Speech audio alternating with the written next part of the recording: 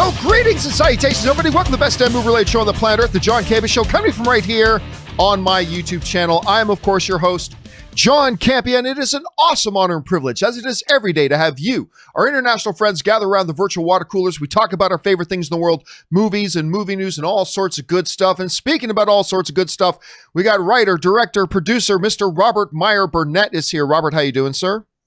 John, I am doing very, surprisingly well today, actually. I'm having a good time.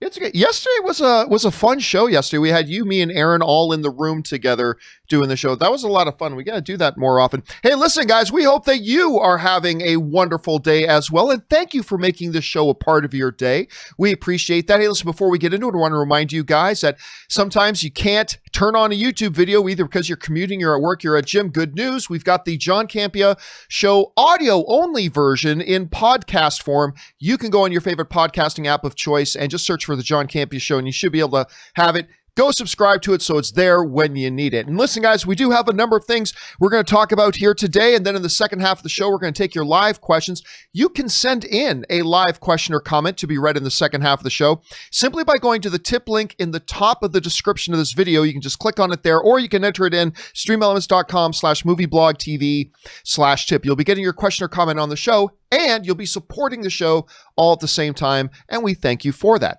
All right, guys, listen, before we get into our main topics today, we got something to talk about here off the top, and that is this. Now, of course, one of the big unfortunate pieces of news that have come out, as far as it relates to our little movie and TV-loving world, one of the real unfortunate pieces of news that have come out as a result of the pandemic and everything is, of course, the fact that Comic-Con got canceled, which really sucks. And Ann and I just had our 10th wedding anniversary this past weekend, and we decided to go to San Diego.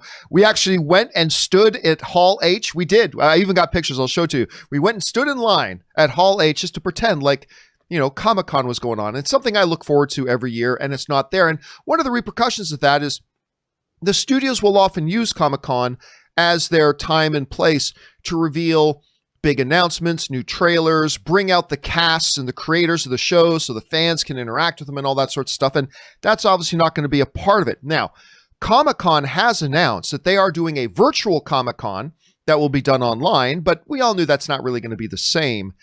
Well, apparently, one company that's really taking this whole virtual thing to heart is DC. And Warner Brothers DC is going to be putting on their own big virtual con that they are calling DC Fandome. And at this DC Fandome, which will all be held virtually and online, you can go to it.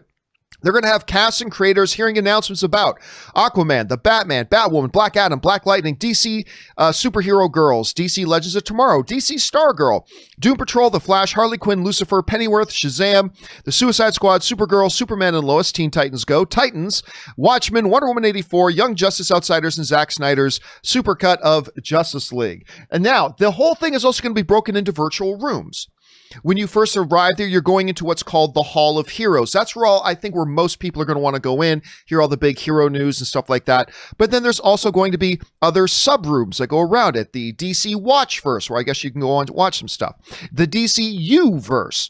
The DC Kids verse, the DC Insiders verse, where you get people like Jim Lee, the head of DC live action production, Walter Hamada. This would be our first time to really get to hear from him, the new sheriff in town over at DC Pictures, the DC Funverse, and all sorts of stuff. It is a 24-hour event that will be running all virtual all the time. Now, clearly, this is something they've probably decided to do in lieu of Comic-Con, which is perfectly good and perfectly fine, and we'll see how that all goes. Rob, this is an interesting idea for them to do, like going all virtual, doing all these things. I think it's great, but it does not replace, for a lot of fans, being in the room, having Jason Momoa come out and hearing the crowd going wild and the excitement and the energy of the room. But obviously that's not something they can do right now. Is this a decent replacement for that? How do you see this whole thing? Well, on one hand, I want to say, John, it's better than nothing.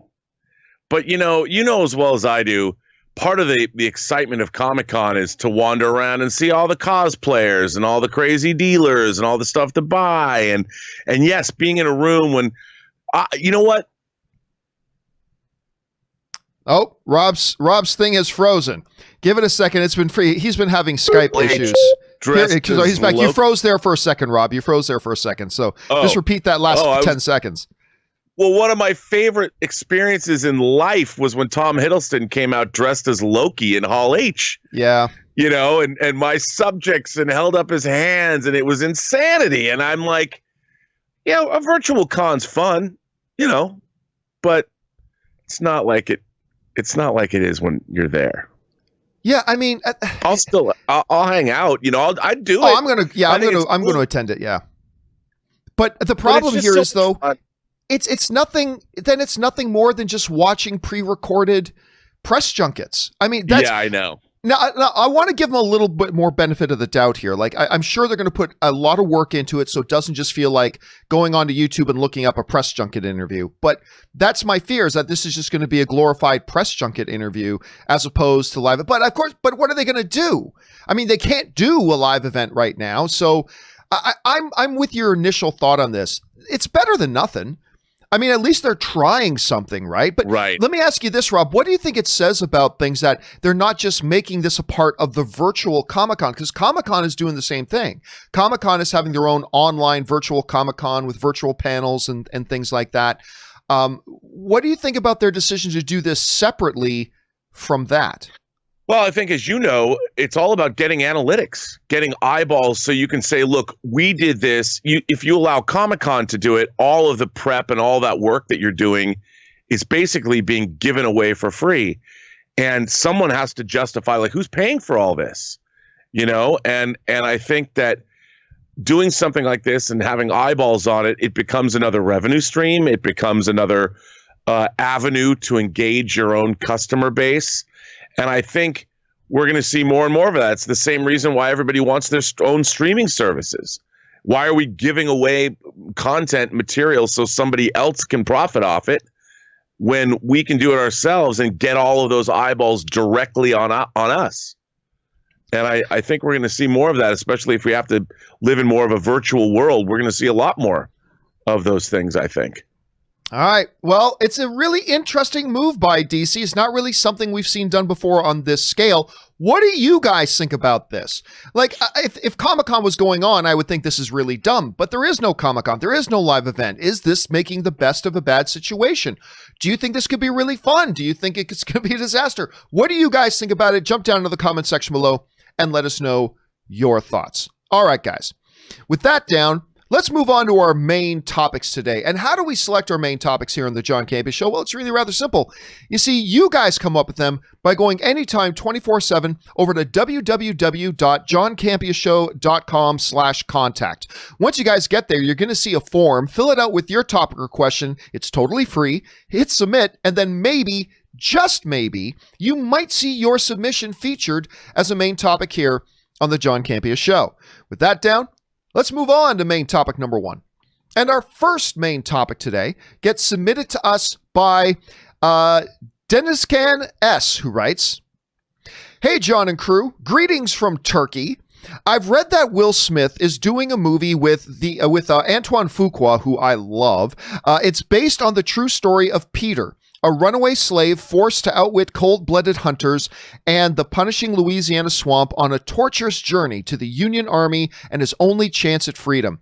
I think it sounds really compelling and could lead to Will's first Oscar. What are your thoughts? And stay safe." All right, thanks a lot for saying that in, man.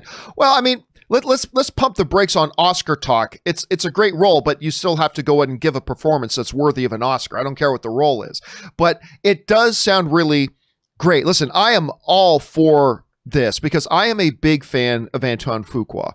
And he actually came into my studio once and I got to sit down with him for about an hour and a half, just talking about stuff. And the dude's insight into film and filmmaking is just amazing. And for him to work with Will Smith is absolutely fantastic. Now, for those of you who do not know, this will be based, this whole Emancipation project is going to be based on the true story of a real runaway slave named Peter. Now, Peter became famous during the era because of a famous photograph that got taken that became known as the Scourged Back. I think the photo came out in 1863. that kind of became, I mean, if Twitter and everything was around, this was the first kind of photo that went viral. And this is the actual photo of it that showed basically the effects of this dude, Peter, and the abuse that he suffered and that he had to go through, and what it is exactly that he was escaping from. Now, Antoine Fuqua is talking about doing this project and talking about the scourged back image in particular. And he wrote, "It was the first viral image of the brutality of slavery that the world saw," which is interesting when you put it into perspective with today and social media and what the world is seeing again. You can't fix the past, but you can remind people of the past. And I think we have to in an accurate, real way. We all have to look for a brighter future for us all, for everyone. That's one of the most important reasons to do things right now, is show our history. We have to face our truth before we can move forward. And that, of course, is coming from Antoine Fuqua, who, of course, is doing this film with Will Smith. And I think it sounds amazing. You put a Will Smith, a performer of the caliber of Will Smith, into the hands of an Antoine Fuqua, and you do a film like this, it's timely. Now, apparently, Fuqua, this isn't just some spur-of-the-moment thing. Antoine Fuqua has been working on this for 2 years. He's been working on this for 2 years. And the timing is just right. It sounds fantastic. I'm all for it. Rob, you hear about this project. What do you think about Fuqua and Will Smith working together on Emancipation? Well, I love them both. You know, I'm a fan of their work. Antoine Fuqua has proven himself time and time again to be an exciting director. I think them teaming up on something like this can only be, I mean, I don't want to call it Oscar bait, but it's probably going to be pretty damn good. So, you know, I mean, I'm in. And I like what he had to say about it. You know, I like that. Even though this is a story that took place, 150 years ago or longer, it still is so relevant to what's going on today. And it sounds great to me. All right, question here is, guys, what do you think about the sounds of Antoine Fuqua and Will Smith teaming up to make this film Emancipation? It's hitting a lot of buttons for me. First of all, you got a star that I really like. You got a director I really like. It's based on a true story. I'm always kind of a sucker for those based on true story things. But what do you think about it? Jump down to the comment section below and let us know your thoughts. All right. With that down, let's move on to main topic number 2. And our second main topic today gets submitted to us by Aaron Munster, who writes, "Hey guys, I thought for a long time that it was inevitable that Star Wars Celebration was going to be canceled. But then, with everything opening back up and it not coming till August, I thought, hey, Star Wars Celebration may happen. Nope. They just announced it's canceled and it won't come back until 2022. Why not just move it by a few months?" All right, thanks a lot for sending that in, man. And yeah, listen, it's what you just said is exactly where my thinking was at. You know, about a couple months ago, I thought, yeah, I mean, there's a chance Star Wars Celebration could happen, but probably not. But as we started getting closer and we started seeing, you know, restaurants opening back up and things opening back up and it wasn't coming till August, I thought, and we hadn't heard them cancel it. I was with you on that. I started thinking, hey, you know what? They might actually do this. They might come up with some really strict safety policies, but I think they might actually be able to pull this off. Nope. That ain't going to happen. It is now official. It has been canceled, not delayed, not postponed. It's been canceled. This comes to us from Variety. At Star Wars Celebration, the health and safety of our fans, attendees, exhibitors, guests, and staff is always our number one priority, the event organizer said in a statement on Monday.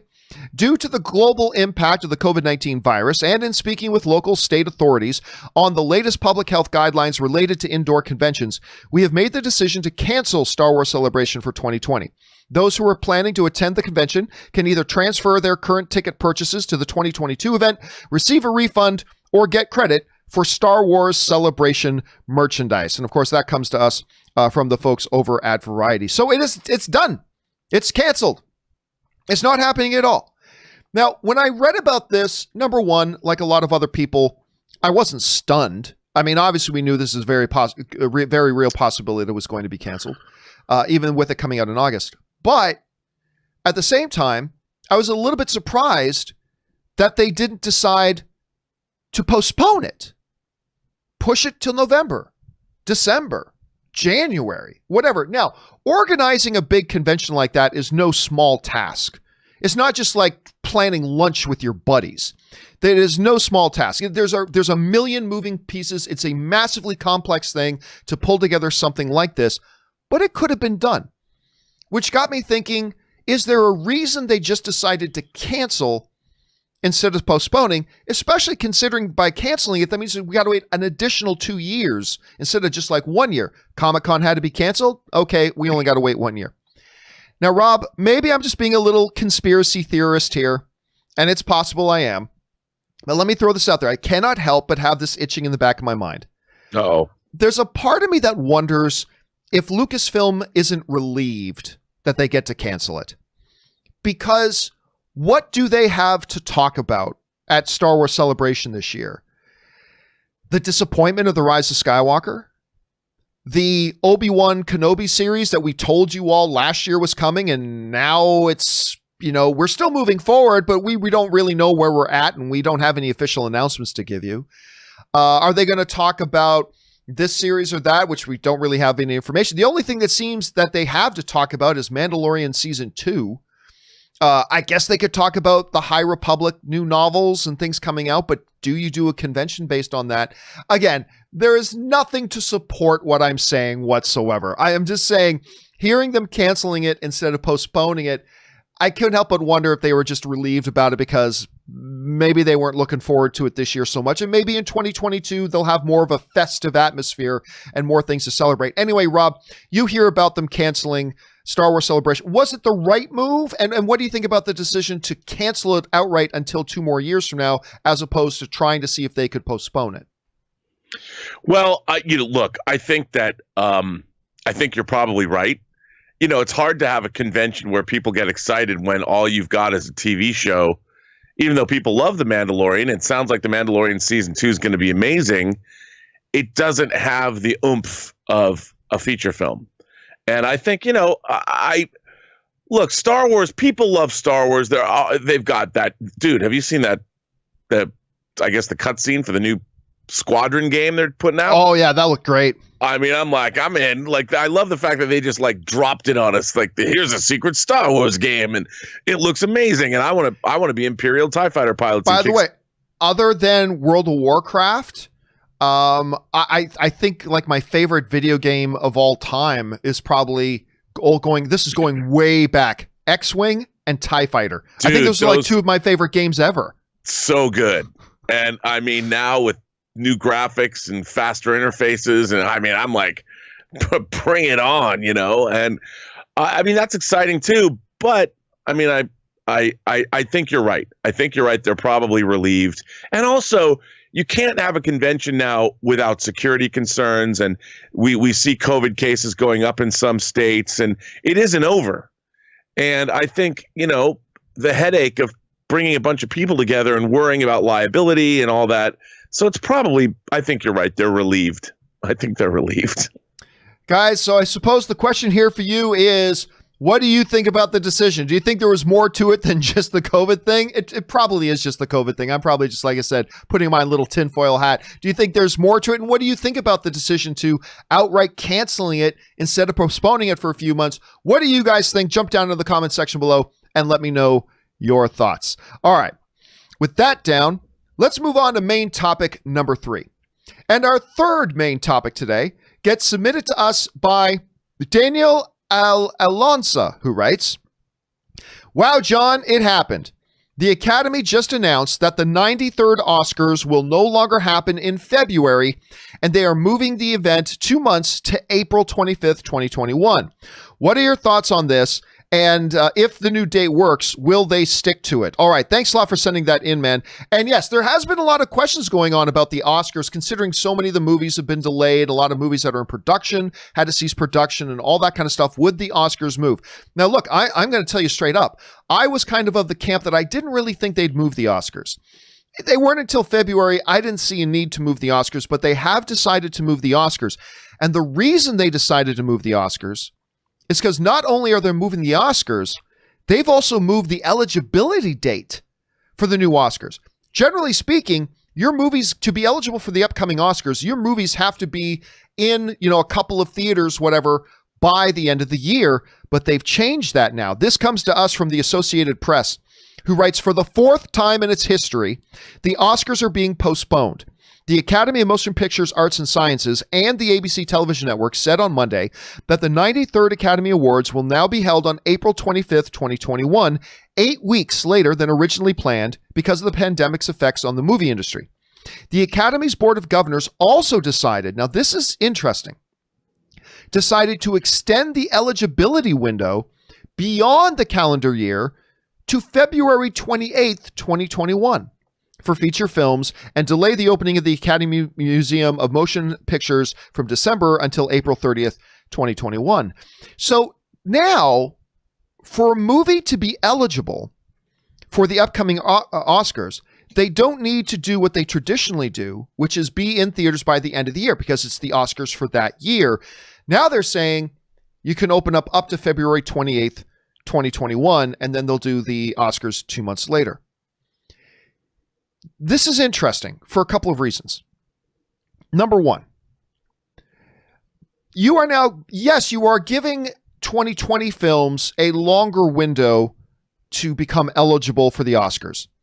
I get that in theory because they had a few months robbed from them from this year of being able to be out and having their productions delayed and all this kind of stuff. So you want to try to give them a little bit more of leeway. I get that. The problem, though, is by giving them that leeway, now you're saying now the eligibility window for the next Oscars is cut short. Now, instead of having a year of releasing your film, now they have 10 to 9.5 months to do it, or 9 months to do it. So either way, 1 year is going to be shortened. 1 year of eligibility is going to be shortened, whether it's the 2020 year or 2021 year. And I get it. It becomes a little bit problematic, but I just think it would be the better course of action. And I'm not completely sold on this. Like, I see the reasoning here, so I get it. But me personally, I think the better course of action would have been, yeah, we get it. This year, it's going to be an odd year for the Oscars. We had a big number of films that weren't able to meet the release dates. We had another batch of films that couldn't be in production. We get it. So this Oscars, it's going to be a little bit different because we have a lot more limited number of films, but then the following year, you're right back to normal. Now, this year's being affected, and next year is going to be affected as well. So again, I get where they're coming from. I see the arguments for it, so I'm not completely against their decision here. I'm just saying personally, I probably would have gone the other way and just had a very different kind of Oscars this year. But anyway, Rob, you see them delaying not just the Oscar event, now moved to late April, but moving the eligibility date. Was this the right move to do at this time, considering everything going on in the world? Again, I think it's a good compromise. It's probably the best compromise that they could come up with because we did lose so far 3 months. But John, I'm not convinced it's going to stick with this because we haven't seen theaters reopen yet. And it's really, I think this is really still in flux. I mean, they say in a perfect world, this is the scenario. And I mean, it's not just like you said, the Academy Museum is a huge deal. It's a huge deal. I'm excited about it. I mean, I can't wait for it. They were going to couple it all together, and I think I could see this getting changed again, because right now, what movies have come out? I mean, I think Defy Bloods would definitely be in contention for Best Picture, and maybe Delroy Lindo for Best Actor slot, and Spike for Director and all that. But I right now we don't have any movies except what's been released on streaming. And of course, The Gentleman, which I think is my favorite movie, along with your favorite movie. I mean, give it all those awards. And I don't know. I mean, it's a very weird time that we live in. And I think it's all still in flux. I mean, I understand where they're going with it, but right now there's still what's gonna compete. When are the theaters gonna open? I don't know, man. It's look, and it is unprecedented. I may disagree with the decision, but the reality is, again, it's unprecedented times. There's no rule book for this. Everybody's just trying to figure this out as they go along, and it's going to be interesting to see. The question for you guys is, What do you think about the decision here to not just postpone the event of the Oscars, but also delaying the eligibility well into the new year? Do you like it? Do you not like it? Do you think it was the appropriate compromise? Do you think now they're just compromising the following year as well? How do you see it? Jump down to the comments section below and let us know your thoughts. All right, guys. With that down, let's move on to our fourth and final main topic today. And our fourth and final main topic today gets submitted to us by Gerard Underell, who writes, "Greetings, John.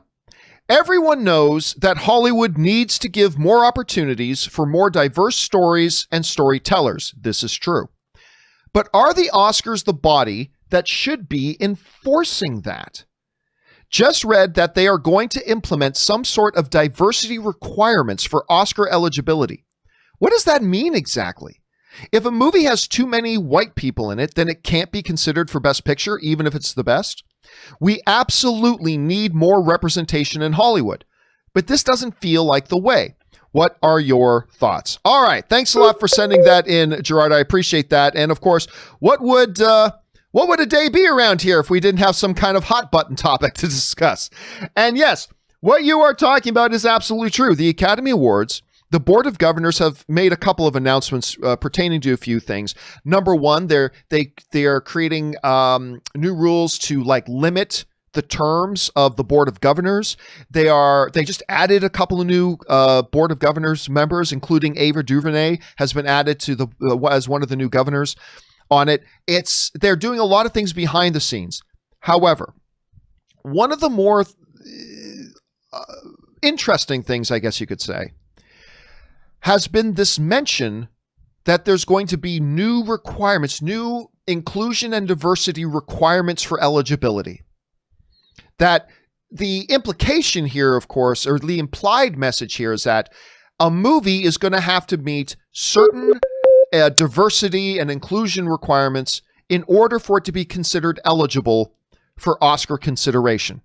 This, of course, would be a very brand new thing. It would be a very brand new thing. This is a tough one because, and I need you guys to hear me out, and I know I'm going to get a lot of people who are upset at me for this, but hear me out on this. I completely agree with our person who sent in, Gerard, who sent in the email. I've been saying for years that Hollywood and the studio system needs to become a place that encourages more diversity in its stories that they tell and in the storytellers they give an opportunity to tell those stories to. For too long, there has been an agenda of exclusion in Hollywood. There just has. And now we've seen that slowly starting to change, and that's good. But it reminds me of a couple of years ago remember when the Oscars So White hashtag went around? I remember at the time saying, I think everybody's complaining about the wrong thing. It is not up to the Oscars, in my opinion, to give out awards based on certain criteria. The job of the Oscars is to honor what they thought was best that year. The real place we should have been targeting our complaining to was the Hollywood studio system not giving more opportunities for more diverse stories being told and not giving more diverse groups of storytellers the opportunity to step in and tell those stories, which then creates a systemic problem. Because you get a lot of different people who aren't straight white males like me seeing, hey, there's no young black storytellers, there's no Asian storytellers, there's no roles being given to Indian actors, there's no roles being given these things. Why should I bother pursuing it? It creates a systemic problem, and I've been saying for years that the Hollywood system needs to step up and start, because not only is it good for society, it's good for business. It's good for business to start developing more diverse stories and giving more opportunities to diverse storytellers. It's just good for everybody, and it's good for business. And I've been saying that for a long time. But then when it comes to the Oscars, it's not the Oscars' job to tell the Hollywood studio system what they're supposed to be doing. It's just their job to be there to say, what was the best movie this year? So the idea of saying that a movie, a storyteller, has to be handcuffed with certain criteria in order to be considered the best, to me is a compromise of what the Oscars are supposed to be. The Oscars are supposed to be the place that just puts on the Lady Justice blindfold and just judge what they thought was the best movie that year. And, 12 Years a Slave should have won Best Picture, not because it was a diverse story, but because it was the best movie that year. And I just fear with the idea of the Oscars getting involved in setting up, you got to meet certain criteria for us to consider whether you're the best movie of the year, whether you had the best visual effects team of the year, whether you were the best actors of the year, whatever. To me, I think that is a compromise, not only of the storytelling, but a compromise of the Oscars themselves. And it once again takes our attention off where I think our attention should be, the Hollywood studios. That the studios need to be taking responsibility for this. The studios shouldn't be able to pass the buck on to the Academy Awards. Now, here's the other thing that bothers me about this. Remember when the Academy came out about a year and a half ago with one of the most idiotic things of all time ever done by any governing body? When they said, we're going to have a Best Popular Movie Award.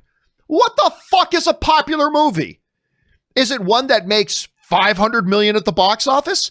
Is it one all the kiddies like? Is it what even defines that? They had no idea. They just came out and made an announcement. We're developing a Best Popular Film category, and they had no idea what it even meant.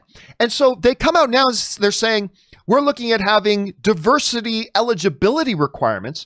And this comes to us from the Hollywood Reporter, who said the following. They said, look, and they were talking to certain Academy members about this. And one of their Academy members said exactly what was kind of on my mind here. He said, Bruce Feldman of the Marketing and Public Relations branch of the Academy, a publicist who has orchestrated Oscar campaigns like those that resulted in major prizes for Kiss of the Spider-Woman and the trip to Bountiful, expressed displeasure not about the steps taken, but that members are not even consulted. Like the Academy members haven't been consulted about this.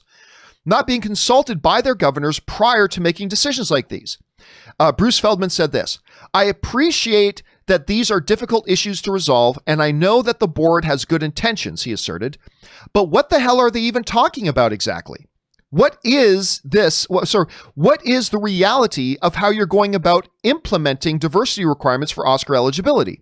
Feldman continued, this reminds me of the announcement about the popular Oscar and the plan to disenfranchise older members.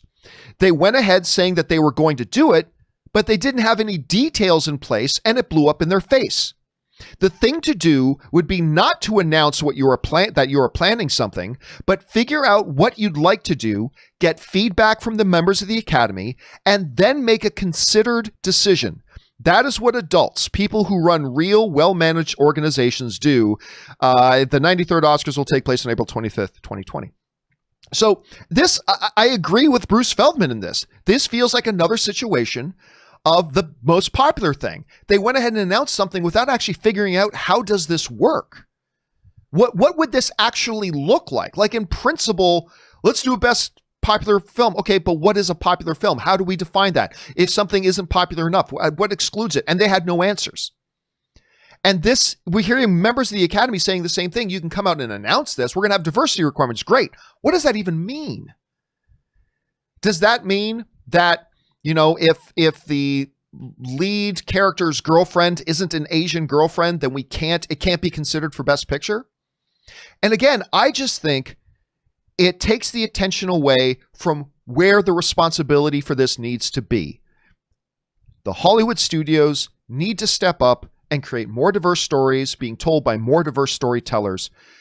And until that happens, everything else is just noise. This whole thing with the Academy, I think, is just noise. I think at the Academy Awards, the best needs to be awarded by the best. The Academy is taking good steps, Rob, in the backgrounds of making sure they have more diverse membership now, because that used to be one of the big problems with the Oscars, was that the Academy used to just be old white dudes for the longest time.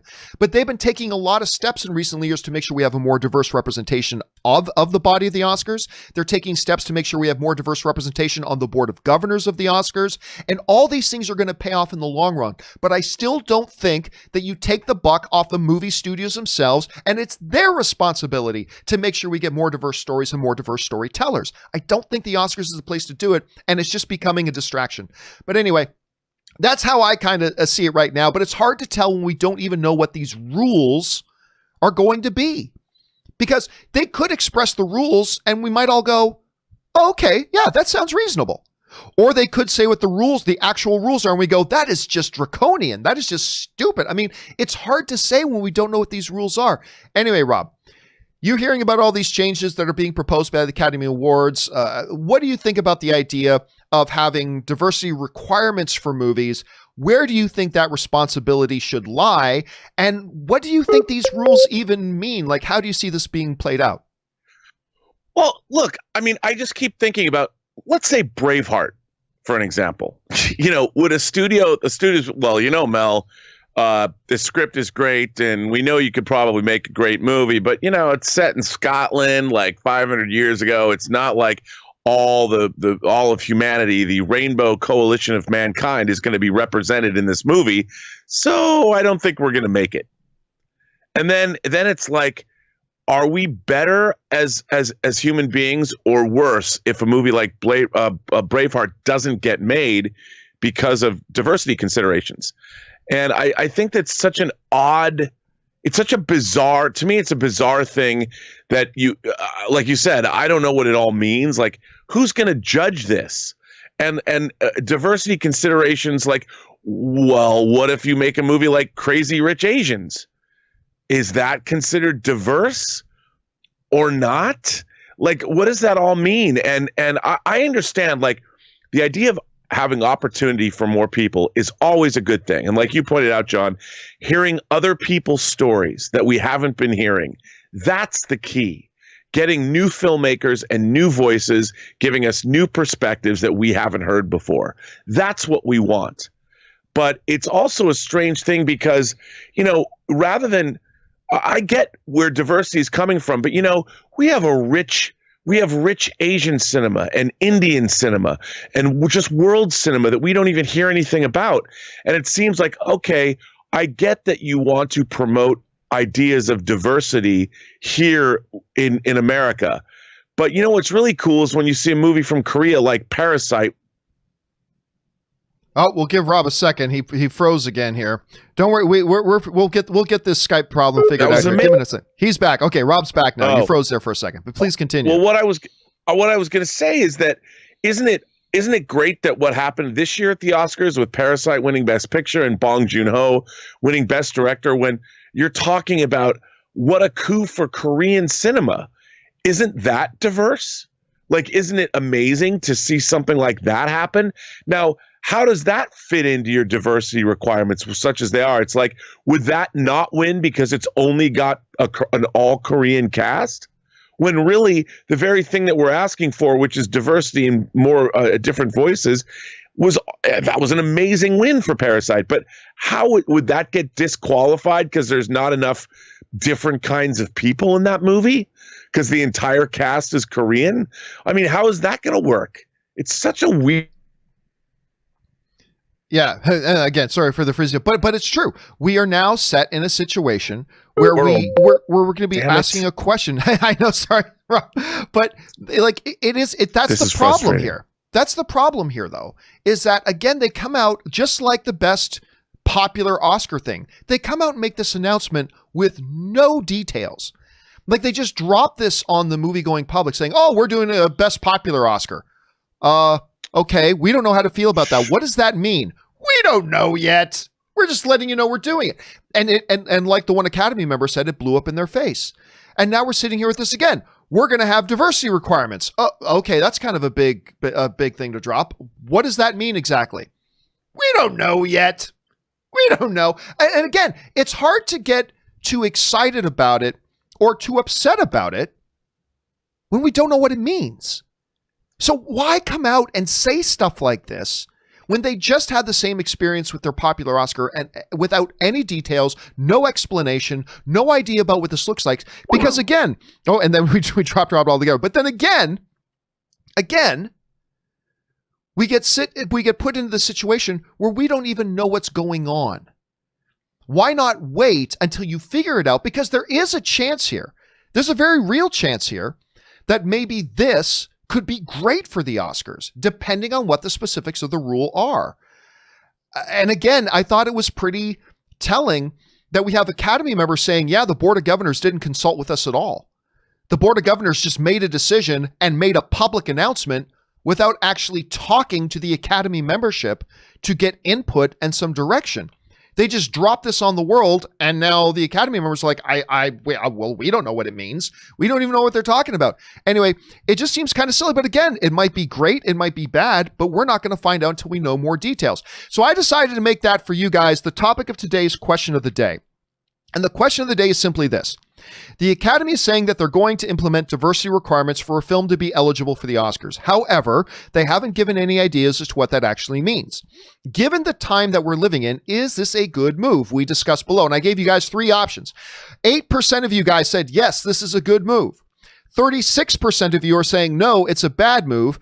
And 56% of you are kind of in the same camp I'm in, which is you can't even say if it's a good or a bad move until we know what the actual rules are. So that's what you guys, a little over 2,400 of you guys have voted on that. I put it up about an hour ago, and I'm going to leave that poll up. You guys can continue to go in there and add your voices. For those of you who don't know, these polls are held in our community, our YouTube community. To make sure you're notified of these polls going up so you can participate in them, make sure you subscribe to our YouTube channel, to the John Campea Show YouTube channel, and make sure you get the notifications enabled so you can participate in these polls as well. So that's where we're at on that right now, guys. It's an interesting scenario. Again, there are positive sounding things in principle, but there's other things in principle. And to me, the bottom line, again, is simply this. It's not the Oscars' place to do this. We need Hollywood studios to step up and take responsibility for offering more diverse stories and more diverse storytellers. That's on them, and they need to do that. It is then the Oscars' responsibility to just fairly judge what was the best and what wasn't. And again, the Oscars have taken some good positive steps in the last few years, making sure they're diversifying their membership base, making sure they're diversifying their board of governors. These are all good positive steps. But when it comes to, in my opinion, the adjudication of what we think is the best picture of the year, it should simply be on the merits of the film, not whether or not it meets certain diversity eligibility requirements. Put that responsibility where it should be on the guys in Hollywood and the studios to make sure that those stories are getting told. Anyway, that's just my thought on that. Question for you guys is, how do you feel about that? Jump down into the comment section below and let us know your thoughts. All right, guys. With all that down and out of the way, we're now going to move on and to your live questions. Once again, if you want to get in a live question, go to the tip link in the top of the description of this video below, simply at streamelements.com/movieblogtv/tip. You'll be getting your question on, and you'll be supporting the show at the same time. But in the meantime, going to take a short couple of minute break here. Give me a chance to rest the vocal cords, stretch the legs, go refill our drink. Then we'll be right back. So don't go anywhere, guys. We will be right back.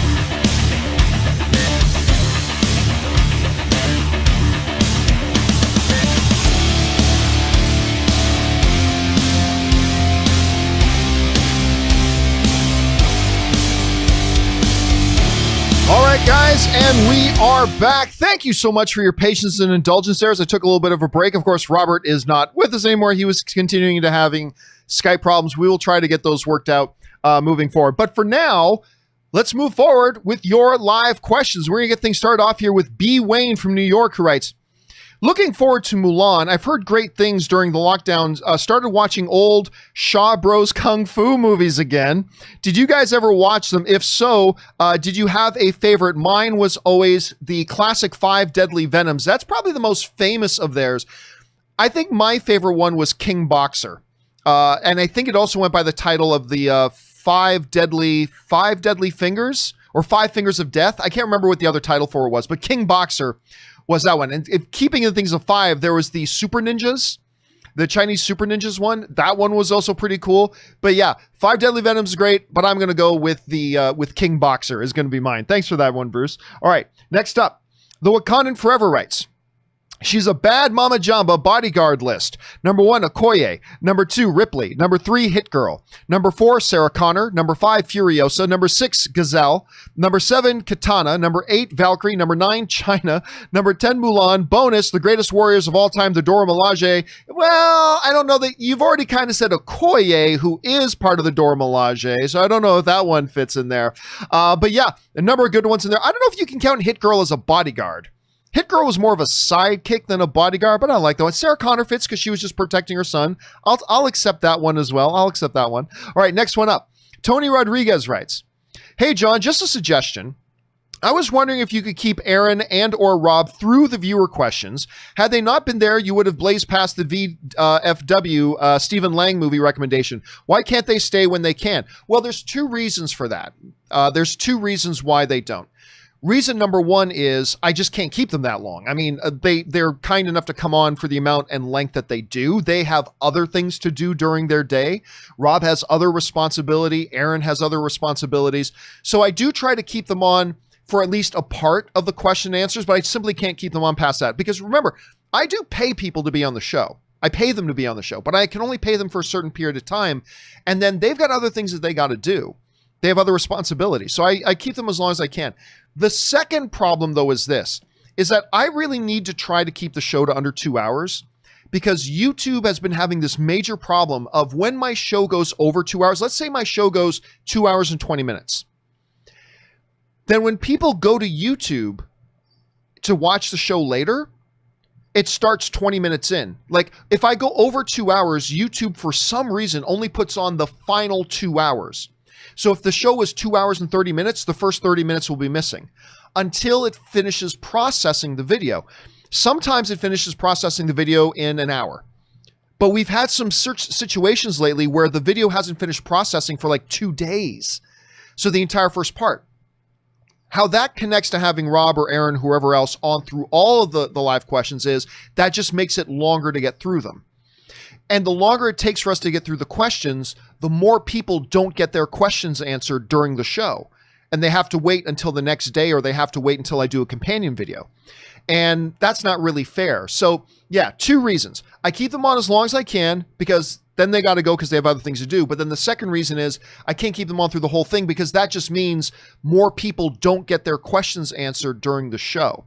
So those are the two main both of those reasons are big enough on their own alone, but putting them together, that's the main reason that they don't stay on through the whole thing. Yesterday was different because yesterday Rob and Aaron were both here and all three of us had plans together after the show was done. So they had to be here anyway. So yesterday was a little bit different, but that's generally why it doesn't happen during the rest of the show. It's just not technically possible for us to do it.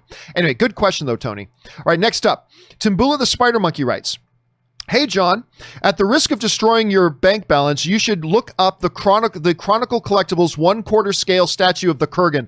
Oh, believe me, I've had people send me links to that, and I've seen it. Sweet Jeebus, it's a thing of beauty. Of course, you got the great Clancy Brown as the Kurgan in his like battle armor and stuff like that. But it's, if I remember correctly, it was like $600. It's like, but oh my God, I would love to have that. I would love to have a matching set of Connor McLeod and the Kurgan, that 1/4 inch scale ones that I could put side by side. Oh my God. But that would cost me like $1,200. So it's a little cost prohibitive. I can't get it because you're right. It is cost prohibitive, but you're right, Tambula. It looks beautiful. And of course, the Kurgan for one of my all-time favorite movies, The Highlander, with Christopher Lambert and Sean Connery, along with Clancy Brown. One of my all-time favorite films. Go check it out if you haven't seen it. All right. Sheik writes, are you excited for Darkseid in Snyder's cut? Not, to be honest, not really, because all you're really going to get from Darkseid in Snyder's cut is essentially what we got of Thanos in the first Avengers movie. It's just going to be a small part. Like, there are some people writing in saying, oh, the Darkseid's going to be the main villain of the movie. It's like, no, that was never Nolan's, or not Nolan. That was never Zack Snyder's vision. Zack Snyder was never going to have Darkseid as like the main villain. Steppenwolf was always the main villain of Zack Snyder's film, but we were going to get glimpses of Darkseid. We were going to get glimpses of him. So people were asking me, are you excited to see Thanos? Because word got out early that there was going to be a Thanos cameo in the post-credit scene.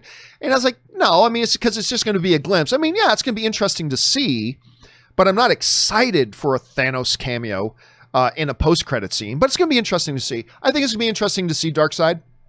But excited about it? No, because we know it's not going to be a major part of the film. At least according to Deborah Snyder, it's not a major part of the film. So, yeah, interested, yes. Excited, no.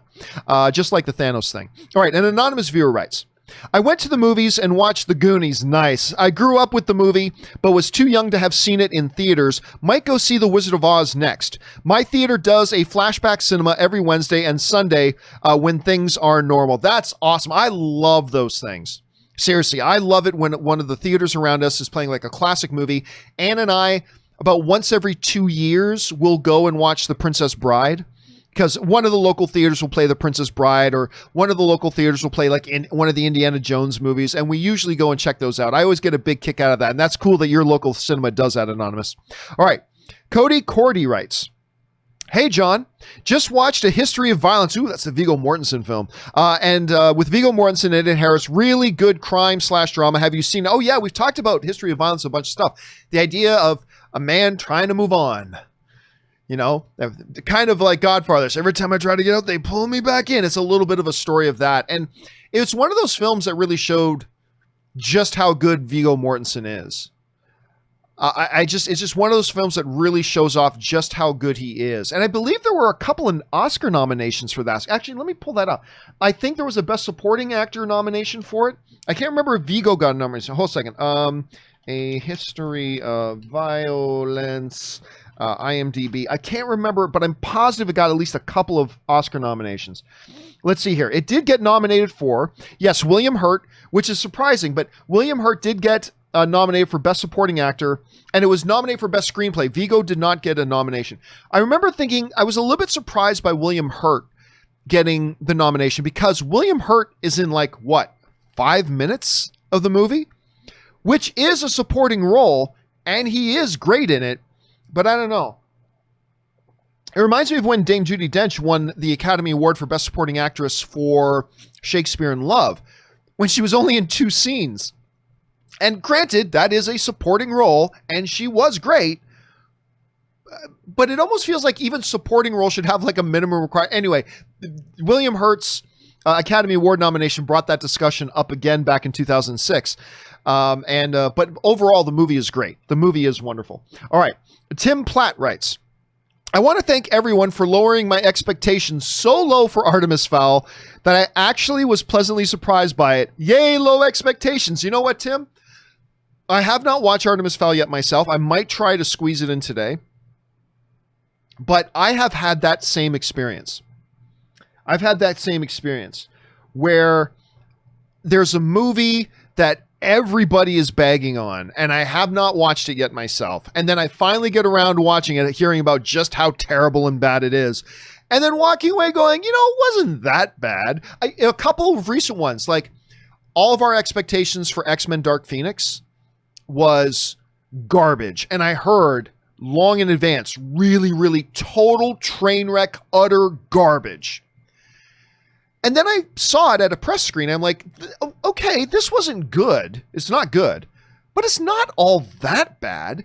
And there's actually some things in it that were pretty... Look, I still contend this. That train sequence in X-Men Dark Phoenix is excellent. That entire train action sequence in the third act of the film, it's excellent. It didn't make a bad movie good, but it was excellent. I would say a top 10 action sequence in comic book movie history. It was really, really well done. And there were some decent things about the movie, but it was bad. But again, I think the fact that my expectations were so low that it actually let me walk out going, okay, it wasn't a complete dumpster fire of a movie. It wasn't good, but it wasn't all that terrible. And so anyway, I've had that experience too, Tim. So let's see if I have the same experience as you did when I finally get around to watching Artemis Fowl. All right, thanks for sending that in, man. Tim also writes, Dragon Ball Evolution makes The Last Airbender look like Shawshank Redemption. I wouldn't go that far. Dragon Ball Evolution was terrible. Also, let me bring something up here. Let me see if I can even find it. There we go. Dragon Ball Evolution from 2009. I remember one of the cool... First of all, I was excited that James Marsters was in it because he's also in Runaways. But of course, he was Spike in Buffy, and he was everybody's favorite character in Spike.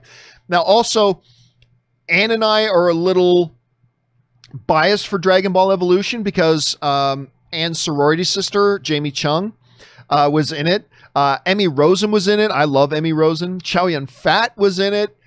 It had a lot going for it. It's a terrible movie. It's absolutely terrible. But is it so bad that it made The Last Airbender look like Shawshank Redemption?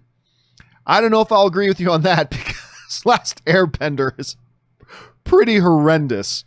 And I thought it was one of the worst movies I have ever seen, probably a top 50 worst movie I've ever seen. And I hadn't even seen the show, The Last Airbender, to compare it against. I know a lot of people who love the show hated the movie with a passion. I hadn't even seen the show and I knew the movie was terrible. You know what I mean? So I don't know that I would agree that Dragon Ball Evolution makes The Last Airbender look like Shawshank Redemption. They are both a special kind of terrible, though. They're both a special kind of terrible. All right, Jaron Morris writes, LOL, Nick Diaz talking shit to Robbie Lawler. That was a hell of a fight. Was amazing. That wasn't recent, just so you guys know, this was years ago. That was amazing. And what made it shocking is Robbie Lawler, who is very dangerous, and Nick dropping his hands and talking shit smack. But yeah, but that's standard operating procedure for both the Diaz brothers. We're talking about UFC fighters here. But Nick Diaz and his brother Nate Diaz, they both do that. They both do it, and they both do it all the time. Sometimes it looks cool when they win, and then sometimes it doesn't come across so great when they get their asses handed to them. So, but it was nothing different. But it was, I mean, not a lot of people were expecting Nick Diaz to knock out Robbie Lawler when it happened. Now, this was earlier in Robbie Lawler's career because he got a lot better, became the welterweight champion, was incredibly dangerous for a very long time. But yeah, that was a great fight. That was a second round knockout. If I remember correctly, it was a second round knockout, and it's a classic fight. All right, Jaron Morse also writes, other than the UFC, did you watch Pride, Strike Force? Thoughts on what was a rumor, and some people have confirmed it about Yakuza. I don't care about any of that behind the scenes nonsense. I don't care about any of that. But yeah, I never watched like WEC, Pride, Strike Force. I never watched them nearly as regularly as UFC, but I would definitely try to watch some of the fights when especially, I remember I went to a Strike Force event in San Diego, and the headliner was the Dean of Mean, Keith Jardine. Remember him? I used to love him as a fighter. I thought he used to be great. And he was out of the UFC, and I think it was in Strike Force, and I went to a live Strike Force event in San Diego one time, and it was a great, fun card, but never nearly as much as I watched UFC. All right, next up, Drizzy Moose writes, hey, John, thank you for working hard for all of us to give great content. Thank you. It's my honor, man. Thank you so much. My question is, do you think they would ever do a direct sequel to the first Cloverfield? I don't. I love that movie. Thank you for taking my question, kind sir. Hope you have a beautiful week. Well, thank you so much. Yeah, listen, I'll be honest with you. And this always gets a lot of people upset with me. I was never a huge fan of Cloverfield. Right from the first time I saw it, I was never a huge fan of it. I didn't hate the movie. I didn't dislike it. I just thought it didn't live up to the hype that I kind of felt that it had. Now, it didn't do badly at the box office. Like, it made about 175 million worldwide, which isn't bad, especially when you consider they didn't spend a ton of money on making it. Like, I think they made, maybe it cost at most like $30 million to make. So 175 million on a 30 million budget, not bad. They did all right. But 175 million isn't the type of number that screams for you to do a direct sequel. Now, they of course carried on their Cloverfield verse with a couple of other films. That, you know, one with Mary Elizabeth Winstead and John Goodman. I'm forgetting Cloverfield Lane. That one was pretty good. Then they did that other awful one that was set in space that they dropped right on Netflix. That was terrible. But no, I think any opportunity or window for a direct Cloverfield follow-up is probably come and gone. And the box office results, while pretty good for a movie that only costs about $30 million to make, weren't exactly the type of box office results that kind of scream that it needs to be made. You know what I mean? So never say never in this business. Never, anything's possible. It could happen. My guess is that it won't, though. That's just my guess, Drizzy. Anyway, thanks for writing that in. All right, next up, Darren Barnes writes, just finished the second season of Das Boot, and I have been lucky enough to visit the submarine base near La Rochelle and tour a U-boat. That's crazy. The series makes you feel like you are in the U-boat. That claustrophobic feeling and tense atmosphere grip me. I'll be honest with you. I have never seen the Das Boot show. I just remember the movie. I first saw the movie Das Boot when I was a kid. And then I watched it again years later. And then I watched it again just a couple of years ago. That movie is awesome. That movie, if you've never seen that original classic movie, do go back and watch it. I think you'll enjoy it. But I was barely even aware there was a show. So that's interesting. But the fact that you've actually got to go in one of those U-boats is amazing. In San Diego, by the way, they have a retired aircraft carrier in San Diego that you can go and tour. And it's an amazing feeling being on an actual warship like that and feeling the history of it. But to go into a U-boat, that would be a crazy feeling, Darren, and absolutely crazy. I'm a little bit jealous that you got to do that. That's amazing. All right, next up, Russell Amador writes, hey, John, I'm 25 years or so late to the party. I thought I was missing out on nothing. I thought I was missing out on nothing come to mind. To find out, I was wrong. My fiance had me sit down and watch Clueless. Everywhere in Los Angeles is 20 minutes or 30 minutes, whatever it was. For the first time, and to my surprise, I enjoyed it. What are your thoughts on this film? Clueless is great. It's great.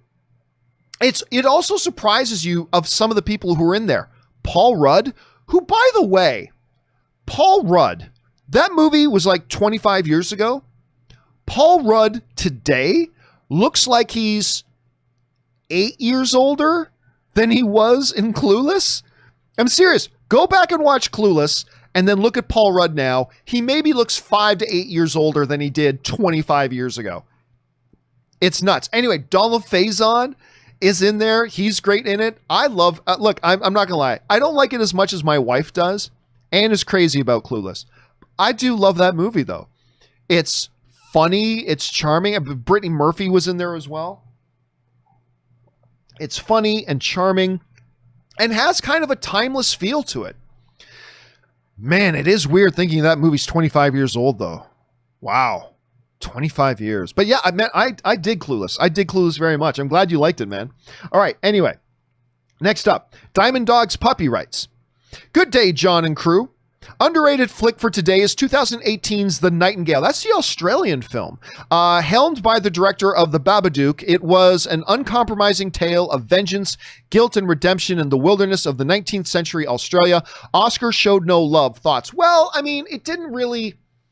Listen, it was really good.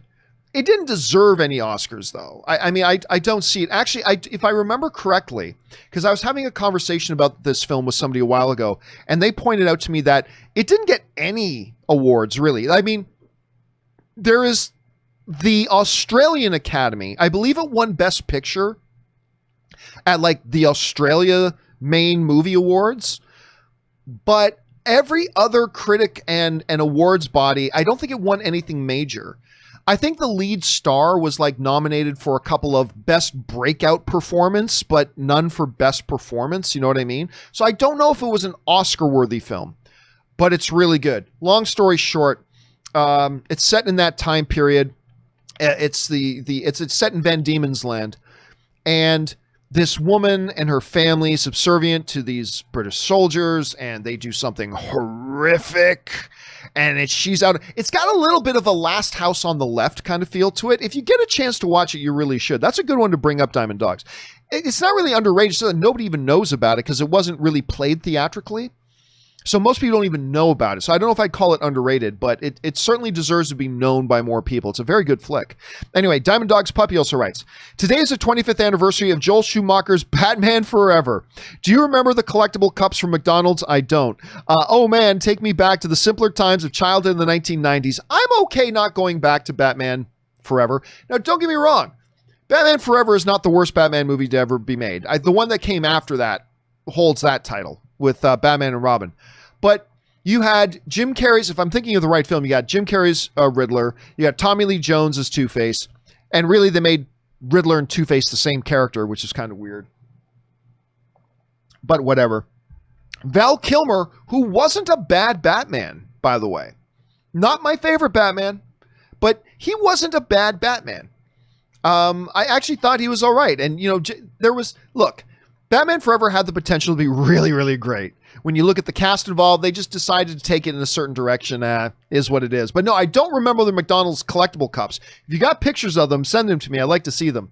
But man, it's weird. That also was 25 years ago. That and Clueless, 25 years. That's unbelievable. All right, Jordan Genovese writes, hey, John, I know, call me a fake movie fan, but I've never seen Star Wars. Dude, listen, they're an old set of films, man. There are more and more people today who've never seen it. Don't feel bad about that.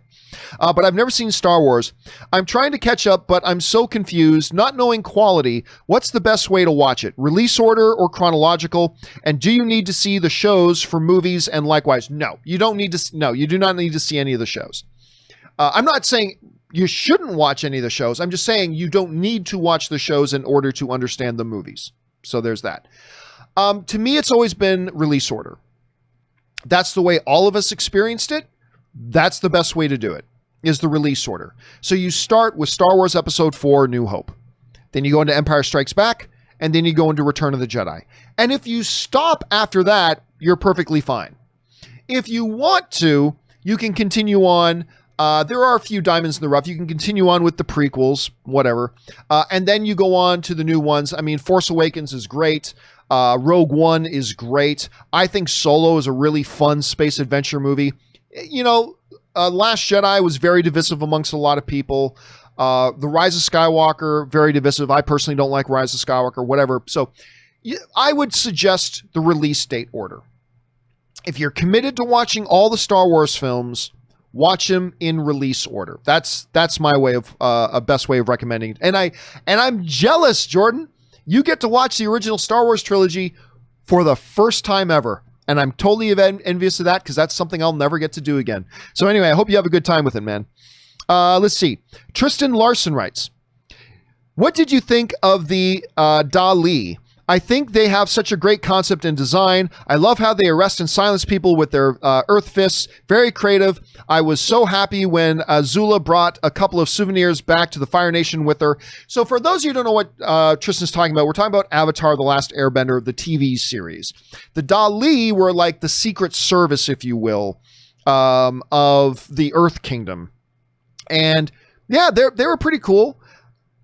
I'm going to admit, I didn't walk away from, they were, at the end of the day, they actually ended up being pretty inconsequential to it. I mean, it was a nice throwback when you find out that Azula still had some of the Dali with her. Listen, the finale, the final couple of episodes of Avatar: The Last Airbender, the series, was Avengers Endgame before there was Avengers Endgame. It was so beautifully done, the way they brought all the various pieces that have happened throughout the series back together into one big climactic series of episodes. And adding the Dali in there was just a part of it. But I got to admit, it's not something that I think much about when I think back on the series. Like, obviously, I think more of General Iroh. I think of Zuko. I obviously think of the main characters.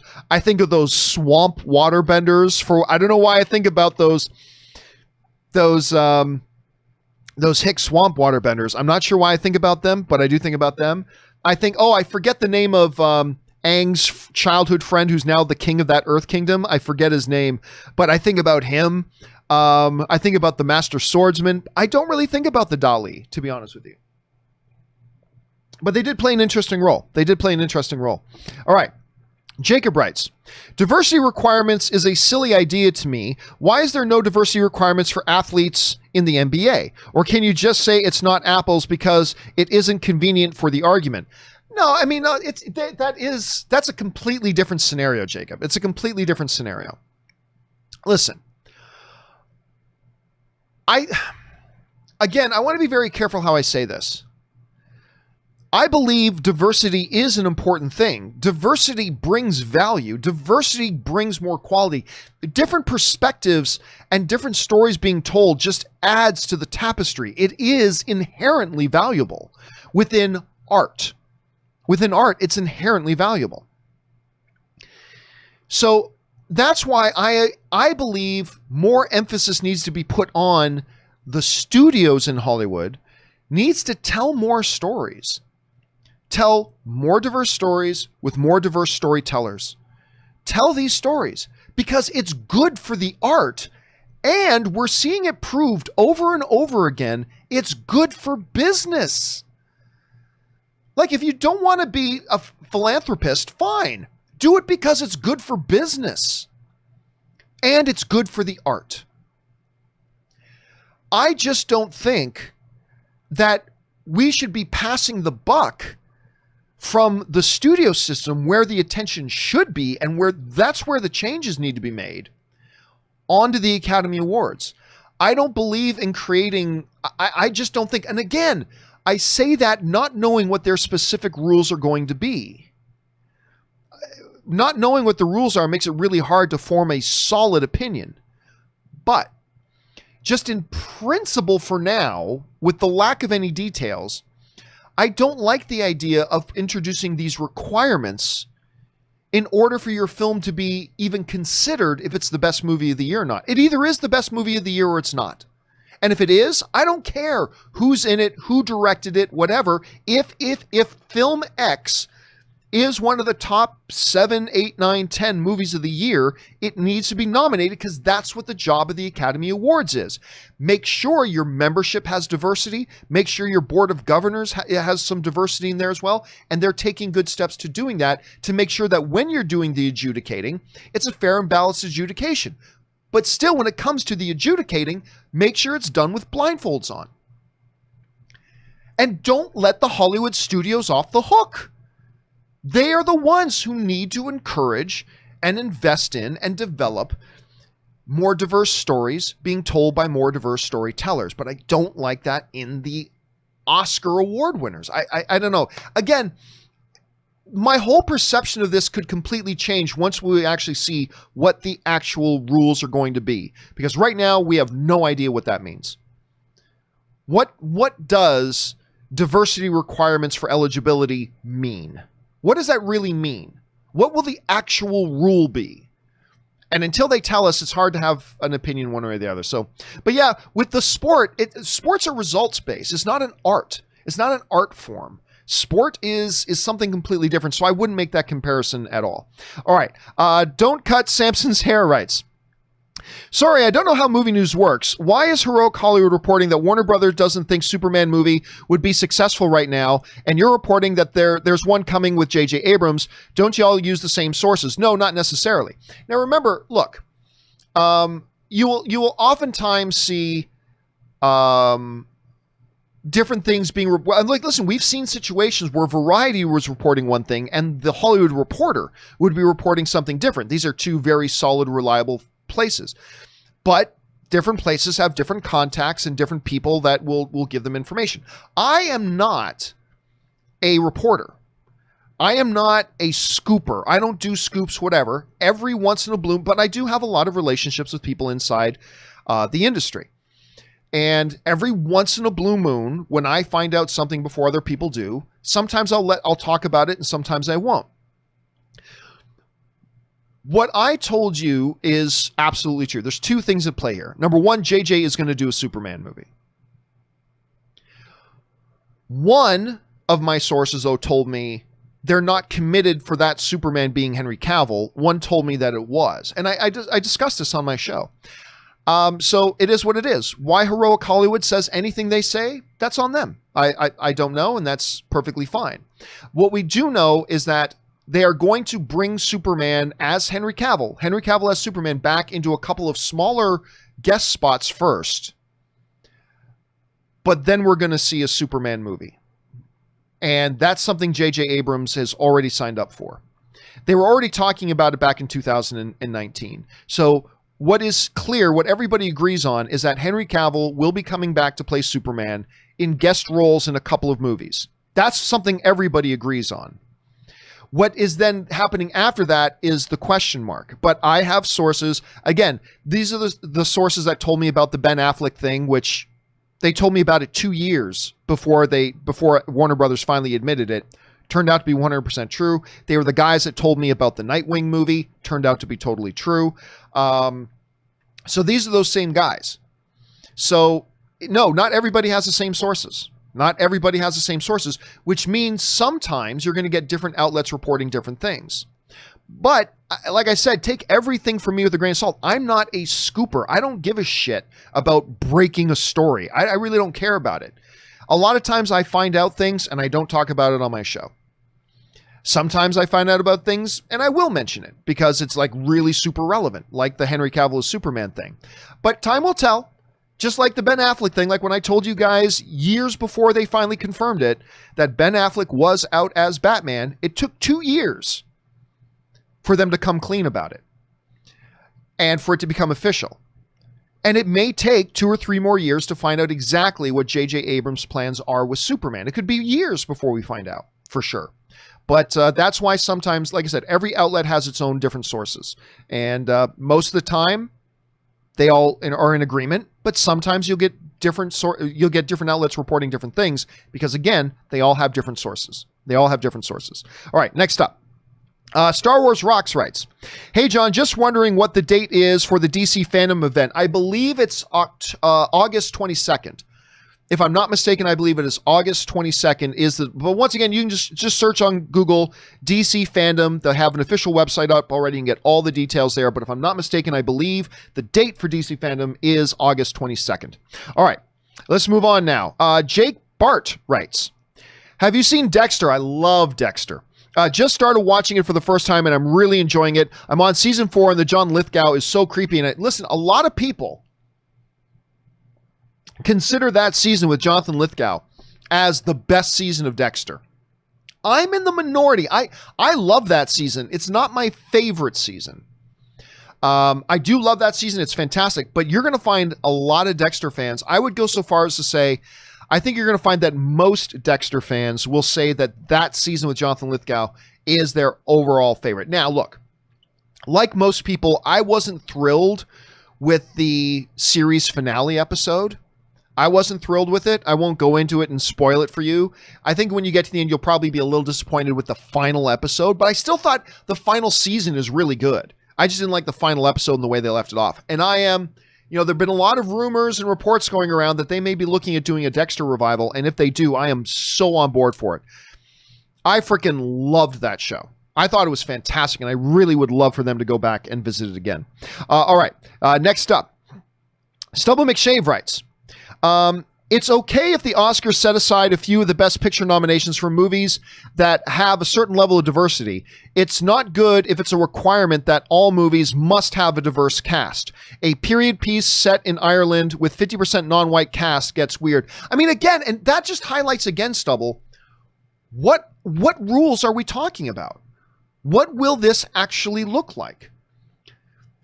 Is it diversity as long as it's not white people? Like an all, if it's not all American, like an all Scottish cast for a movie that takes place in Scotland. Is that okay? Is, like Rob was bringing up earlier, the whole notion of Parasite. Okay, it's an all Korean cast, but all being Korean cast, does that count as diversity because it's not white? Or is it saying that every movie needs to have a certain percentage of white people, a certain percentage of black people, a certain percentage of Asian people, a certain percentage of Hindi people, a certain percentage of, whatever? I mean, I don't know. That's why I don't want to get too excited or too upset about the notion of it, because when they finally do get around to announcing these rules, maybe we'll all go, oh, okay. All right. Yeah. All right. That's fine. That makes sense. We might say that when we actually hear what the rules are, or we won't. The idea of reserving a couple of spots in the Best Picture race for, movies that are not American, have predominantly Asian cast, have predominantly African-American cast, or is an animated film. The idea of taking a certain number of spots, say 5 spots of the best 10 of the Best Picture nominees, and reserving them for certain films that fall into certain categories, I'm not totally against that in principle. I mean, sports leagues do that all the time. Like, I remember for the longest time in the NHL, when they would have the All-Star game, every team had to have at least one representative, right? So you knew no matter how bad the Toronto Maple Leafs were, somebody on the Maple Leafs was going to be in the All-Star game, right? And that made the All-Star game more interesting to me, because somebody from the Maple Leafs would be on it. I think they had the same rule in baseball for a while. I don't follow baseball very closely, but I think they had the same rule that at least one person from each team had to be represented in the All-Star game. If you had something like that, where you had like 10 nomination spots for Best Oscars, and like 3 of those spots, one had to be an animated film, one had to be a film that was predominantly this or predominantly that. I don't know if I'm completely against that. Where I get a little bit nervous is where, you have a film that is probably the best film this year, but we're not going to let you into the Oscar race because you didn't have, you had too many white people, or you had, or it was an all Asian cast. You didn't have enough diversity. I mean, that's the part I'm against. So again, it's tough for us to really evaluate whether this will be good or bad until we know specifically, hey, Academy governors, what are you talking about when you say diversity requirements? Are you talking about setting some things aside? Are you saying your film doesn't have enough diversity, therefore you can't even be considered for the Oscars, even if you're one of the best ones? I think until we know what the rules are, it's a little bit, it's tricky. It's tricky. All right, Star Wars Rocks writes, hi, John and crew. Something I don't understand about Star Wars Celebration is that they've only done it in Europe within the last 4 years. So I guess what I'm saying is that I don't see what Disney could possibly have against doing it in Europe. I don't know. Don't know. Maybe it's partially because, Disney is an American company and it's in the United States. And I know like this Star Wars Celebration was going to be held in Anaheim, which is at Disneyland. Like the Anaheim Convention Center is like just a walk, literally a walk up the street from Disneyland. This is where Disney is. And it's an American company, and Lucasfilm is an American company, and blah, blah, blah. So I don't know. I think they've done it in Europe. Haven't they done it a couple of times in Europe? Like they did it once in the UK. And did they do one in Germany? I can't remember. Anyway, I don't think it's an issue of that they have something against doing it in Europe. I just think they see the focus of their fan base is probably in the States, and so that's where they hold the event. Again, I don't think it's anything against doing it in Europe. I just think they're very pro doing it at home. So whether that's good or bad, I leave that up to every individual to decide. All right. Mr. TJ Lynn writes, dude, I don't even think it's Hollywood's responsibility to diversity. What matters is the story. Diversity is good, but forced diversity is not good. Parasite is an example of a movie made deserving Best Picture without forcing diversity. Here's the thing, though, TJ. It's not about, to me, diversity coming out of Hollywood is not about you can't make, I don't know, you can't make The Gentleman. you can't make The Gentleman because it's not diverse enough. That's not what I'm talking about from the Hollywood studios. I just think the Hollywood studios have to, in addition to, make sure they're also investing in different types of stories being told by different types of storytellers. You got to invest in that. You've got to invest in that. It's not saying you can't make, I'm not saying that the Hollywood studios can't make these other movies. I'm not saying that at all. I'm not saying it's an either or. I'm saying it needs to be a both and. They need to take some of the ridiculous profits that they make on some of their big blockbusters, and they need to invest because it's good for the art and it's good for business. When you get a wider range of different stories being told by a wider range of different storytellers from different backgrounds, you create a more interesting art form. And that's been proved numbers of times is ultimately good for business. You know, everybody thinks, people get their backs up a little bit when they hear the word diversity, and they think that means, oh, take something away from this group so we can give something to the other group. It's a both and situation. And I just really think it's important for studios to invest in, as America diversifies, as the world diversifies, I think the art needs to be representative of that diversity. So invest some money in telling different types of stories from different types of storytellers. I just don't think the responsibility is on the Oscars to adjudicate that. It is the responsibility of the Oscars simply to adjudicate what do they feel was the best of the year. And if that means five white actresses just happened to have the 5 best roles and were given and gave the 5 best performances that year, none of those 5 should be deprived of that Oscar nomination just because they're white. But you damn well better make sure that there are enough people, like there are enough roles and stories and storytellers and roles being created in Hollywood that people from different backgrounds have a fair opportunity to get those spots. So to me, it's not about the results at the Academy Awards. To me, it's the results of are the opportunities being given for more let me try that again. Are opportunities, real opportunities being given for these diverse stories to be told, and our opportunities being given to these storytellers with more diverse backgrounds? Because I feel if you do that right, not only is it good for business, but if you do that right, and those opportunities are being given, then when it comes to the Oscars don't have to worry about, are we making decisions based on, no, they're just making decisions based on what is best, and you're going to see more diverse results, not because the Oscars say, well, we have to make more diverse results just because we have to. No, you're going to see the Oscars have more diverse results because the Hollywood film studio system is creating more diverse stories that give them the opportunities to get those awards and get those nominations. I just think everybody's had their focus and attention on the Oscars when it should be on the studio system. But that's just me. That's just me. All right. Next up comes from Wooten, who writes, why do people jump to race when it comes to diversity? Wouldn't it include women? That's been, of course, women in filmmaking and stories has been a huge issue. Everybody's been talking about that. That hasn't been overlooked.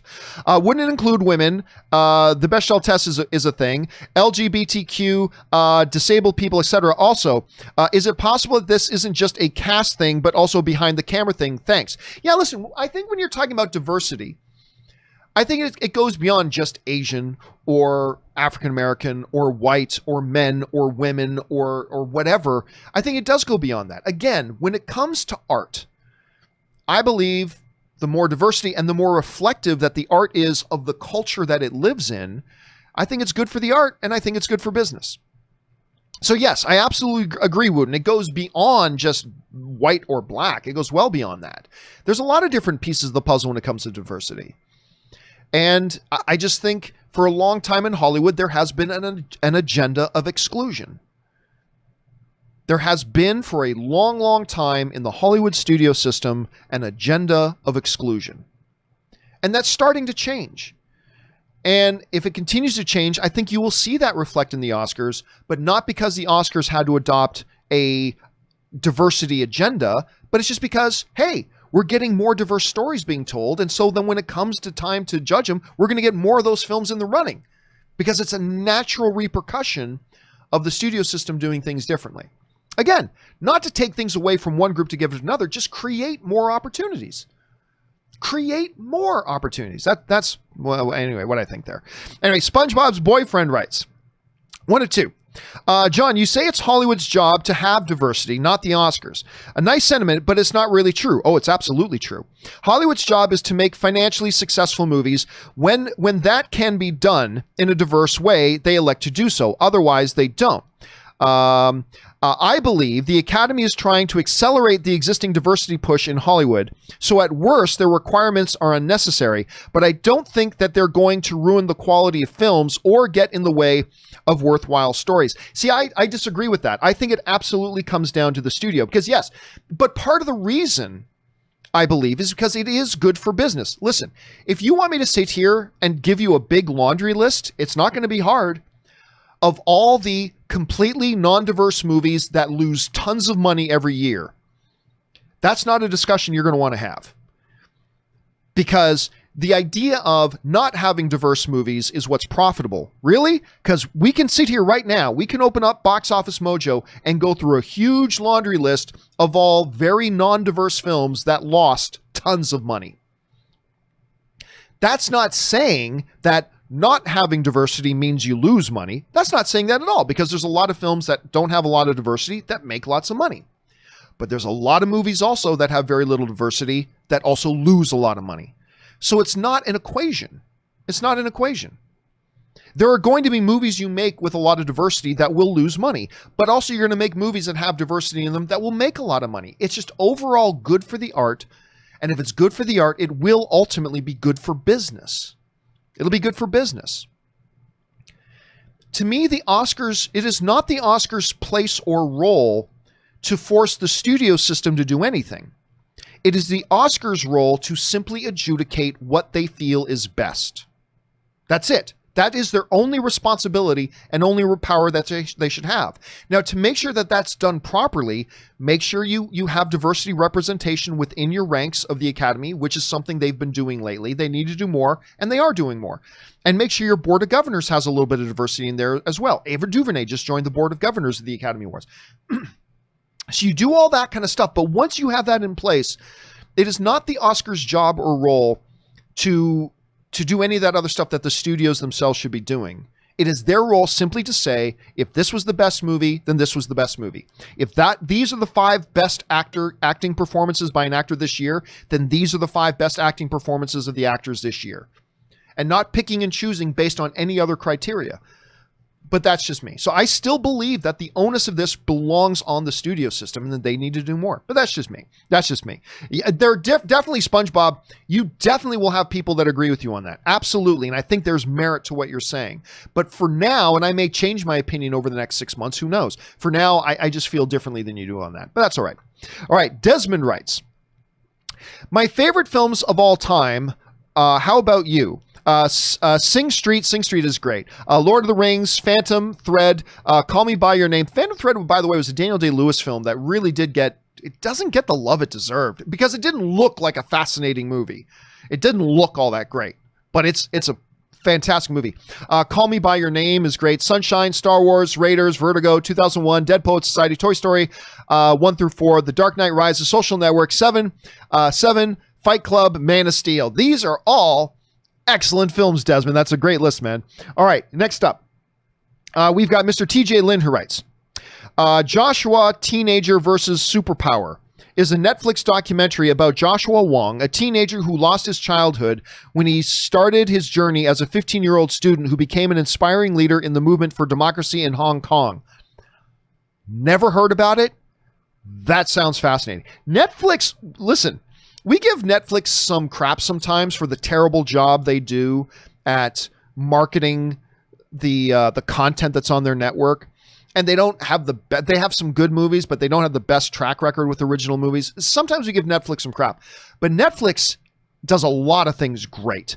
And one of the things that I've always really liked about Netflix, and I'm always impressed by, is the vast selection of documentary material that they have.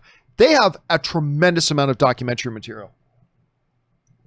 And I've really more and more in the last 3 years or so been getting more and more into documentaries.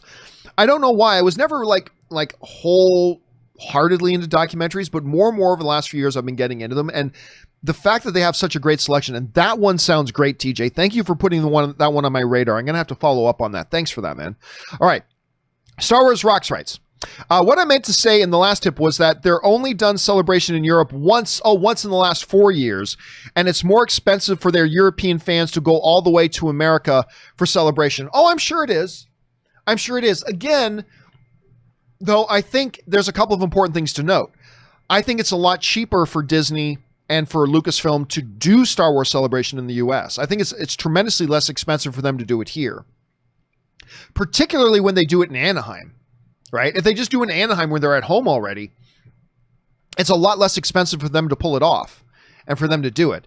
And again, the main body of their fan base is probably in America. That's probably where their main fan base is. That's where their operation is and all that kind of stuff. So again, I don't think it's about Lucasfilm or Disney being against doing it in Europe. I just think it's a matter of there's a lot of pros and a lot of advantages for them doing it in the US. So I think you're going to see them continue to do Star Wars Celebration at different places around the world, but you'll probably also, I'm just guessing because of the cost, of the ease, and of the advantages that they have just doing it at home, I think you're going to see that the majority of Star Wars Celebrations will be done in America. And probably every other one will be done in Anaheim. So it does make it expensive for European fans to come over. But, I mean, they got to do it one place, and I just think the pros for them, it outweighs the pros of them going to Europe. But I think you'll always see them doing them once in a while in Europe at the same time, and I think it's a fair balance. Anyway, thanks for writing that in, man, and clarifying. Jaron Morris writes, John, just to clarify my question from yesterday, I was trying to say I think even though Nunez, we're talking about that again. I was trying to say even though Amanda Nunez destroyed Ronda Rousey in 45 seconds, I think Holly Holm beat Ronda worse because she picked her apart and Ronda was getting lit up by Holm. I don't know that I agree with that, because yes, she was getting, first of all, one of the worst coaching I've ever seen in MMA. Because in between the first and second round of that Holly Holm and Ronda Rousey fight, like Ronda was trying to keep it on her feet. Ronda is an Olympic judo master. Like, she beats people by taking them to the ground, ripping them to the ground, throwing them on their heads, and then getting down on the ground and breaking their arms. Like, that's how she wins fights. And she decided she wanted to show off that she could beat anybody on the feet as well in striking. And Ronda Rousey's a good striker. But Holly Holm is a world champion kickboxer and a world champion boxer. Standing on the feet, and then in between the first round and the second round, as Ronda Rousey's coach was talking to her, I'll never forget this, because Ronda Rousey was getting picked apart on her feet. And her coach going, "Oh, you're doing great. You're doing great." I'm like, what the hell is, does this guy know anything about mixed martial arts? She's getting destroyed. He should have told her, okay, listen, let her throw, keep your distance from her. Look for an opportunity when she throws a kick or throws a punch from distance. Take that opportunity, close the distance, shoot in, grab a single leg. If you can get a double, take a double, or take her against the cage, look for the throw, look for the trip, and you need to take this fight to the ground. Instead, no, you're doing great. Stay on your feet. Try to strike with a world champion kickboxer. That's a great idea. Anyway, they should have known that, and it was one of the worst things ever. But the reason why the Amanda Nunez thing is because, yeah, while Holly Holm was picking her apart, it still took her 2 rounds to do it. Amanda Nunez just went in and destroyed Ronda Rousey. Like, just obliterated her instantly. And yeah, to me, that still far outweighs what Holly Holm did. And then, by the way, Amanda Nunez then went in and finished off Holly Holm. So yeah, so I'll still disagree with on that one, Jaron. I still think that her destruction of Ronda Rousey was more impressive and worse, if using your terminology there. Anyway, thanks for that, man. All right, Jaron Morris also writes in, final question of the day, guys. Jaron Morris writes, also, what will be more difficult for fans, in your opinion, for, let me try this again. Also, what will be more difficult for us, what will be more difficult for fans, in your opinion, for us UFC fans, Will it be when Bruce Buffer retires or when Joe Rogan retires? Even though there are other announcers and commentators, these two have been there since the beginning and are the best. Yeah, listen, like take his stand-up comedy out, take the Joe Rogan podcast out, take all that out. Joe Rogan truly is a great play-by-play guy, or not play-by-play, but commentator for the UFC. He is incredibly knowledgeable, has great energy, and is a really good entertaining on-camera communicator. He's great. And listen, I'll tell you, he doesn't call every UFC, and I enjoy the ones he calls more. Seeing Bruce Buffer in there is also a great thing. I've played poker with Bruce Buffer, as a matter of fact. He's a great poker player. But I think I would miss, and I think UFC fans would probably miss Joe Rogan more. Because, yeah, Bruce gets in there and he's great. But he's in there for 20 seconds and out. It's Joe Rogan who's doing the commentary and the play-by-play for the entire fight. And to lose that, I think would be a bigger loss. I think that would be a bigger loss. All right, guys. That will do it for today's installment of the John Campea Show. Thank you so much for being here and making this show a part of your day. Special thanks to all you guys who sent in those questions. Number one, because you gave us great fun things to talk about. But number two, you supported the channel while you did it. And all of us here on the John Campea YouTube channel, thank you guys very, very much for that. Don't forget, the John Campea Show returns again tomorrow. We'll see if we can get Robert's technical issues worked out, but we're planning on having Robert here for that. Thanks a lot for being here, guys. My name's John Campea, and until next time, my friends, bye-bye.